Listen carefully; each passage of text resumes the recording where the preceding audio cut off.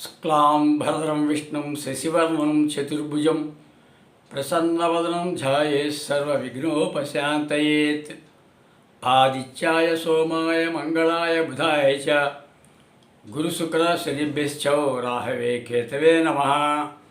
गुरुब्रह्मा गुरुर्विष्णु गुरुर्देवो महेश्वरः गुरुसाक्षात् परं ब्रह्म तस्मै श्री गुरवे नमः। अंदरिकी नमस्कारं। సత్యదేవ్ ఆస్ట్రో ఛానల్కు స్వాగతం. ఇది నా 111వ వీడియో. ఈ వీడియోలో 30/3/2025 నుంచి ప్రారంభమయ్యేటువంటి శ్రీ విశ్వావసునామ సంవత్సరంలో మకర రాశి వారికి ఫలితాలు ఎలా ఉంటాయి అనేటువంటి విషయాన్ని మనం తెలుసుకుందాం. ముందుగా ఉత్తరాషాఢ నక్షత్రం 2, 3, 4 పాదాలు, శ్రవణ నక్షత్రం 1, 2, 3, 4 పాదాలు, ధనిష్ట నక్షత్రం 1, 2 పాదాలు. ఈ నక్షత్ర పాదాల్లో జన్మించినటువంటి వాళ్ళు మకర రాశికి చెందిన వారే ఉంటారు. ఈ సంవత్సరం ఈ మకర రాశి వాళ్ళకి ఆదాయం 8, వ్యయం 14, రాజపూజ్యం 4, అవమానం 5 ఈ ప్రకారంగా చెప్పబడింది. అక్కడ వ్యయం పెచ్చుగా ఉంది, అవమానం కూడా ఎక్కువగానే ఉంది. అయితే బాధపడాల్సిన పర్లేదు. గ్రహస్థితి ఎలా ఉంది? మనం ఈ సంవత్సర ఫలితాలు గోచార రీత్యా విశ్వావసునామ సంవత్సరంలో గురు, శని, రాహుకేతు ఆ గ్రహాల యొక్క సంచారాన్ని బట్టి ఫలితాలు చెప్పుకోవడం జరుగుతుంది. ఆ గ్రహాల అనుకూలత కనుక బాగున్నట్లయితే అది వ్యయం ఎక్కువగా ఉంది, అవమానం ఎక్కువగా ఉంది అని బాధపడాల్సిన పర్లేదు. అదే అలా ఉన్నాయి అవి. ఆ గ్రహాలు ఎటువంటి ఫలితాలు ఇస్తున్నాయనే విషయాన్ని కాసేపట్లో తెలుసుకుందాం. ముందుగా 30/3/2025 శ్రీ విశ్వావసునామ సంవత్సరం ప్రారంభంలో గ్రహస్థితి ఎలా ఉంది అనేటువంటి విషయాన్ని మనం పరిశీలన చేసినట్లయితే వృషభ రాశిలో గురువు యొక్క సంచారం జరుగుతుంది, మిథున రాశిలో కుజుడు యొక్క సంచారం జరుగుతుంది, కన్యా రాశిలో కేతు యొక్క సంచారం జరుగుతుంది, రవి, చంద్ర, బుధ, శుక్ర, శని, రాహు యొక్క సంచారం మీనరాశిలో 6 గ్రహాల సంచారం జరుగుతుంది ఆ రోజున విశ్వావసునామ సంవత్సరం ప్రారంభం రోజున. దాని తర్వాత ఇక ఈ విశ్వావసునామ సంవత్సరంలో ఈ గురు, శని, రాహుకేతు యొక్క సంచారం ఏ ఏ సమయాల్లో ఏ ఏ రాశుల్లో సంచారం చేస్తున్నాయి, ఏ ఏ స్థానాల్లో సంచారం చేస్తున్నాయి అనేటువంటి విషయాన్ని మనం ప్రధానంగా పరిశీలన చేసినట్లయితే గురువు యొక్క సంచారం ఈ ప్రకారంగా ఉంది. 30/3/2025 నుంచి 15/5/2025 వరకు వృషభ రాశిలో గురువు సంచారం 5వ ఇంట్లో సంచారం చేస్తున్నాడు. ఇది 45 పాటు ఉంటుంది. తర్వాత 15/5/2025 నుంచి 19/10/2025 వరకు మిథున రాశిలో 6వ ఇంట్లో సంచారం చేస్తున్నాడు. ఇది 154 రోజులు ఉంటుంది. తర్వాత 19/10/2025 నుంచి 5/12/2025 వరకు కర్కాటక రాశిలో 7వ ఇంట్లో సంచారం. ఇది 46 రోజులు ఉంటుంది. 5/12/2025 నుంచి 19/3/2026 వరకు తిరిగి మిథున రాశిలో 6వ ఇంట్లో సంచారం 104 రోజులు ఉంటుంది. ఈ ప్రకారంగా గురువు యొక్క సంచారం ఈ విశ్వావసునామ సంవత్సరంలో వృషభ, మిథున, కర్కాటకం 3 రాష్ట్రాల్లో సంచారం ఉంది. ఆ 3 రాష్ట్రాల్లో సంచారం చేసేటప్పుడు ఆ స్థానాన్ని బట్టి ఫలితాలు చెప్పుకోవాల్సి ఉంటుంది. అవి ఏంటో కాసేపట్లో చూద్దాం. తర్వాత శని భగవానుడు 30/3/2025 నుంచి 19/3/2026 వరకు మీన రాశిలో 3వ ఇంట్లో సంచారం చేస్తున్నాడు. అంటే ఈ సంవత్సరం మొత్తం కూడా 3వ ఇంట్లో సంచారం చేస్తున్నట్లుగా లెక్క. అఫ్కోర్స్ శని భగవానుడు ఒక్కొక్క రాశిలో 2.5 years ఉంటాడు. తర్వాత రాహుకేతుల యొక్క సంచారాన్ని మనం పరిశీలన చేసినట్లయితే 30/3/2025 నుంచి 18/5/2025 వరకు రాహు 3వ ఇంట్లో మీనలో 50 రోజులు సంచారంలో ఉంటాడు. తర్వాత అదే సమయంలో కేతు 9వ ఇంట్లో కన్యలో ఉంటాడు. తర్వాత 18/5/2025 నుంచి 19/3/2026 వరకు రాహు 2వ ఇంట కుంభరాశిలో సంచారం, కేతు 8వ ఇంట్ల సింహరాశిలో సంచారం. ఈ ప్రకారంగా గురు, శని, రాహుకేతుల యొక్క సంచారాన్ని మనం చెప్పుకున్నాం. అయితే ఈ గురు, శని, రాహుకేతులు ఏ స్థానాల్లో ఉంటే శుభ ఫలితాన్ని కలగజేస్తారు అనేటువంటి విషయాన్ని మనం శ్లోక రూపకంగా మనం తెలుసుకుందాం. గురు యొక్క శ్లోకాన్ని కనుక మనం చూసినట్లయితే ఈ ప్రకారంగా ఉంది. దేశత్యాగం, విత్తలాభం, అనర్థం, ధననాశనం, సంపదం, క్లేశం, ఆరోగ్యం, ధనహాని, ధనాగమనం, పీడనం, లాభనష్టంచ క్రమేణ కురితే గురువు. ఈ శ్లోకం ఆధారంగా చూసినట్లయితే గురువు జన్మరాశి నుంచి 2, 5, 7, 9, 11 ఈ స్థానాల్లో సంచారం చేసేటప్పుడు శుభ ఫలితాలను ఇస్తున్నాడు అని ఈ శ్లోకం మనకి చెప్తా ఉంది. ఇప్పుడు శని యొక్క సంచారం శ్లోక రూపకంగా మనం ఎటువంటి ఫలితాలు ఇస్తుంది అనేటువంటి విషయాన్ని మనం పరిశీలించేద్దాం. విపత్తి, హాని, సంపత్తి, కుక్షిరోగం, సుతక్షయం, లక్ష్మీకరం, మహాదైన్యం, మరణం, దేహశోషణం, బంధనం, లాభనష్టంచ క్రమేణ కురితే శని. ఈ శ్లోకం ఆధారంగా శని యొక్క సంచారం జన్మరాశి నుంచి 3, 6, 11 ఈ స్థానాల్లో సంచారం చేసినప్పుడు శుభ ఫలితాన్ని కలగజేస్తున్నాడు. దాని తర్వాత రాహుకేతు యొక్క సంచారం ఏ స్థానాల్లో ఉంటే శుభ ఫలితాలు కలుగుతాయి అనేటువంటి విషయాన్ని శ్లోకరూపకంగా మనం చూసినట్లయితే రాహు జన్మగతో భయంచ కలహం సౌభాగ్యమానక్షయే విత్తభ్రంశ మహాత్సుకే రిపుభయం చాష్టౌచ చోరాద్భయ శత్రుర్వృద్ధి ధనక్షయం శుభఫలం వృత్యస్య నాశం వ్యయే కుర్యా తత్ఫల మేవ కేతు నిరస్యం చేత్యాదు గార్గ్యాదయ. ఈ ప్రకారంగా రాహుకేతులు జన్మరాశి నుంచి 3, 6, 11 స్థానాల్లో సంచారం చేసినప్పుడు మాత్రమే శుభ ఫలితాన్ని అందిస్తున్నారు అని చెప్పని తెలియజేయడం జరిగింది. సో ఈ గోచారరీత్యా మనం చెప్పుకునేటువంటి ఫలితాలు 25% అమల్లోకి వచ్చేటువంటి అవకాశం ఉంది. వ్యక్తిగత జాతక రీత్యా దశ అంతర్దశలను బట్టి 75% అమల్లోకి వచ్చేదానికి అవకాశం ఉంది. అయితే వ్యక్తిగత జాతకాలు వచ్చేసేసి ఆ వ్యక్తి వరకే పరిమితం. కానీ గోచారరీత్యా చెప్పుకునేటువంటి ఫలితాలు, రాశి ఫలితాలు ఈ ప్రపంచవ్యాప్తంగా ఎన్ని కోట్ల మంది ఈ మకర రాశి చెందిన వాళ్ళే ఉంటారో వాళ్ళందరికీ కూడా ఈ ఫలితాలు చెందుతాయి. దాదాపు 700 కోట్ల జనాభాలో ఒక 100 కోట్లు సుమారు ఈ మకర రాశికి చెందిన వాళ్ళుగా ఉండడానికి అవకాశం ఉంది.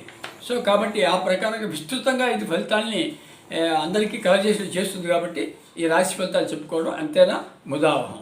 ముందుగా గురువు యొక్క సంచారం ఎటువంటి ఫలితాలు ఇస్తుంది అనేటువంటి విషయాన్ని మనం పరిశీలన చేసినట్లయితే గురువు 30/3/2025 నుంచి 15/5/2025 వరకు వృషభ రాశిలో 5వ ఇంట్లో సంచారంలో లాభం, సుఖం, సంతోషం, తలచిన పనులు నెరవేరటం, ప్రభుత్వ మర్యాదలు, విద్యాగోష్ఠి, గౌరవ ప్రతిష్టలు, కార్య అనుకూలత, ధైర్యోత్సాహములు, దాంతోపాటు ధనాదాయం, వివాహాది శుభకార్యాలు లాంటి శుభఫలితాలు కలజేయనున్నాడు. ఇది 45 రోజులు.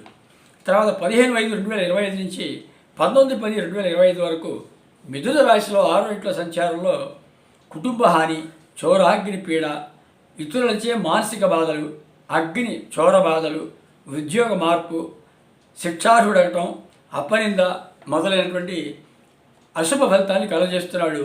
ఇది 154 రోజులు ఉంటుంది. తర్వాత 19/10/2025 నుంచి 5/12/2025 వరకు కర్కాటక రాశిలో 7వ ఇంట్ల సంచారంలో గౌరవం, కార్యసిద్ధి, ఆరోగ్యం, రాజదర్శనం, సన్మానం, పలుకుబడి, శరీర సుఖప్రాప్తి, ఇష్టకార్యసిద్ధి, చేసే పనుల్లో కలిసి రావడం ఇట్లాంటి శుభఫలితాలని కలగజేస్తున్నాడు. వివాహాది శుభకార్యక్రమాలు కూడా ఈ సమయంలో జరిగేదానికి అవకాశం ఉంటుంది. ఇది 46 రోజులు ఉంటుంది. 5/12/2025 నుంచి 19/3/2026 వరకు తిరిగి మిథునంలో 6వ ఇంట్ల సంచారంలో ఇంతకుముందు మనం చెప్పుకున్నట్టుగా కుటుంబ హాని, చోరాగ్ని పీడ, ఇతరులచే మానసిక బాధలు, అగ్ని చోర బాధలు, ఉద్యోగ మార్పు, శిక్షార్హుడవటం, అపనింద మొదలైనటువంటి అశుభ ఫలితాన్ని కలగజేస్తున్నాడు. అయితే ఇక్కడ మనం అశుభ ఫలితాన్ని కలగజేస్తున్నాడు గురువు అని చెప్పుకున్నటువంటి సమయాల్లో కనుక కొన్ని పరిహారాలు కనుక తీసుకున్నట్లయితే మెరుగైన ఫలితాలు పొందేదానికి అవకాశం ఉంది. ఆ పరిహారాలు ఏంటో ఇప్పుడు చూద్దాం. గురువుకి గురుగ్రహానికి పూజ చేయించి కిలోంబో ఎల్లో శనగలు దానం ఇవ్వటం, గురుగ్రహ మంత్రాన్ని ప్రతినిత్యం చదువుకోవటం, ఆవుకి నానబెట్టినటువంటి శనగలు కానీ శనగ పొట్టు కానీ గురువారం రోజు ఆహారంగా ఇవ్వటం ఇట్లాంటి కార్యక్రమాలు చేసుకుంటూ ఉండాలి. ఇంతేకాకుండా ఈ దక్షిణామూర్తి గురువు యొక్క అంశం కాబట్టి దక్షిణామూర్తి వెలిసినటువంటి శివలింగ రూపంగా వెలిసినటువంటి క్షేత్రం నర్సాపేట దగ్గరలో ఉన్నటువంటి కోటప్పకొండ. అటువంటి క్షేత్రాలను దర్శించి అక్కడ అభిషేకం చేసుకున్నట్లయితే మంచి ఫలితాలు పొందడానికి అవకాశం ఉంటుంది. అంతేకాకుండా దత్తాత్రేయ స్వామి, సాయిబాబా టెంపుల్స్ గురువారం రోజు దర్శించి అక్కడ భక్తులకి ఎల్లో కలర్ లడ్లు ఒక 16 భక్తులకు కానీ బీదవాళ్ళకి కానీ పంచిపెట్టినట్లయితే మెరుగైన ఫలితాలు పొందేదానికి అవకాశం ఉంటుంది. ఇది ఈ ప్రకారంగా గురువు యొక్క సంచారం 3 రాశుల్లో ఇచ్చేటువంటి ఫలితాన్ని ఇప్పుడు మనం చెప్పుకున్నాం. ఇప్పుడు మనం శని యొక్క సంచారాన్ని బట్టి ఫలితాలు ఎలా ఉంటాయి అనేటువంటి విషయాన్ని ఇప్పుడు మనం తెలుసుకుందాం. శని భగవానుడు 30/3/2025 నుంచి 19/3/2026 వరకు, అంటే సంవత్సరం అంతా కూడా 3వ ఇంట్లో మీనరాశుల సంచారంలో సర్వసుఖాన్ని, స్త్రీ సుఖాన్ని, హృదయ సుఖం, స్వస్థల ప్రాప్తి, ఆరోగ్యం, ప్రయత్నించిన కార్యంలో నెరవేరటం అట్లాంటి శుభ ఫలితాన్ని కలగజేస్తున్నాడు. ఇక్కడ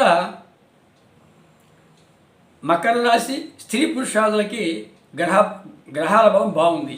ఏళ్ళనాటి శని ప్రభావం మకర రాశికి పూర్తిగా తొలగింది. అన్ని వర్గాల వారికి గడిచినటువంటి 7.5 సంవత్సరాల కంటే బాగా యోగించి కలిసి వచ్చేటువంటి అవకాశం ఉంది. శని అనుకూలత వల్ల సంవత్సరం అంతా కూడా సర్వత్రా విజయాన్ని చేకూరేటువంటి అవకాశాలు ఉన్నాయి. ఇక్కడ మనం ముఖ్యంగా ఒక విషయాన్ని మనం తెలుసుకోవాలి. ఏళ్ళనాటి శని వల్ల ఈ గత 7.5 సంవత్సరాలు మకర రాశి వాళ్ళు అనేక బాధలు వీళ్ళు కలిగి ఉన్నారు. మరి ఒక్కసారిగా ఏళ్ళనాటి శని తొలిగిపోతుంది. 3వ రాశిలోకి ప్రవేశిస్తున్నాడు శని భగవానుడు. మకర రాశి నుంచి అక్కడ మీనరాశిలోకి 3వ రాశిలోకి. ఏంటి విశేషం ఇక్కడ అని మనం చెప్పుకున్నట్లయితే, 3వ రాశిలోకి ప్రవేశించడంతో ఏళ్ళనాటి శని యొక్క ప్రభావం తొలగిపోవటం ఒకటైతే, 3వ రాశిలో శని భగవానుడు గోచారం యోగిస్తాడు. అది విశేషం. 2 రకాలుగా యోగిస్తాడు.